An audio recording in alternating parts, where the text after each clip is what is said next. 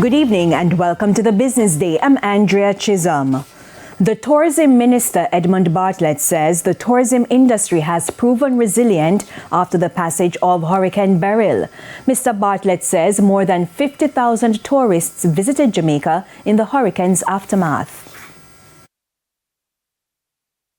That's what resilience is about, because we're able to say to the world, you can come to Jamaica. I said that. And people say, oh my God, what is wrong with it? I said, of course we can come. 80% of our assets are intact and we are ready for you. The 4th of July, we started receiving visitors again. And yesterday, we brought in a total in 6 days of 55,000 visitors. He was speaking at the Christmas in July opening ceremony today. The 10th staging of the event has been moved to the National Arena with 205 exhibitors.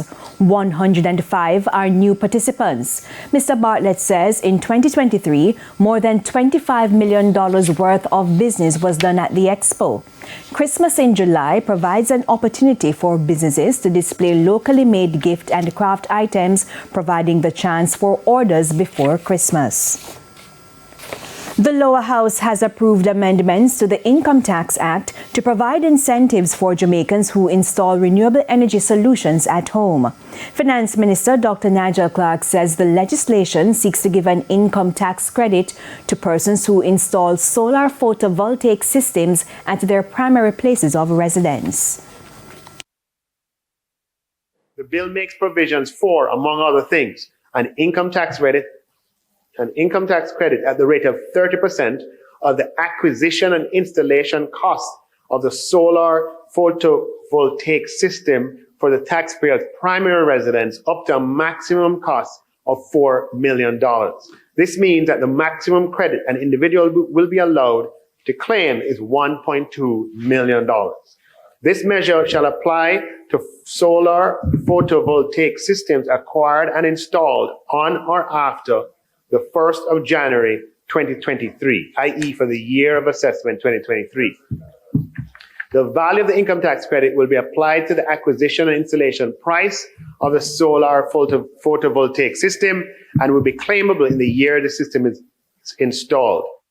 He says proof of installation and functionality will have to be provided.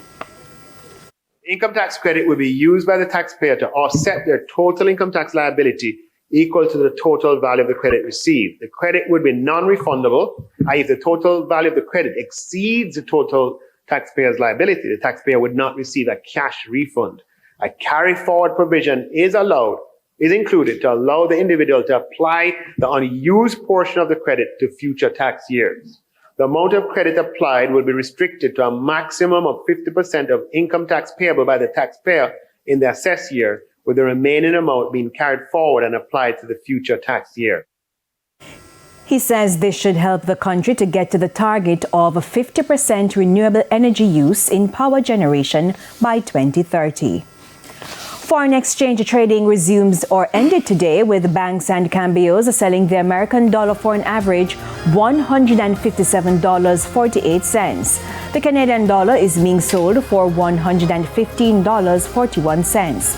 $201.91 is the average value of the pound, while the euro is going for $170.73. The JSE index advanced by 1,099 points today, while the junior market rose by 36 points. Among the 47 winners, ISP Finance Services, Key Insurance Company, Radio Jamaica, Paramount Trading Jamaica, and Epley Caribbean Property Fund SCC. The 40 losers include JMMB Group 8.5% US dollar shares, Jamaica Teas, Epley, Edufocal, and Trans Jamaican Highway US dollar shares. 14 stocks traded firm. And that's it for the Business Day. I'm Andrea Chisholm. Good evening.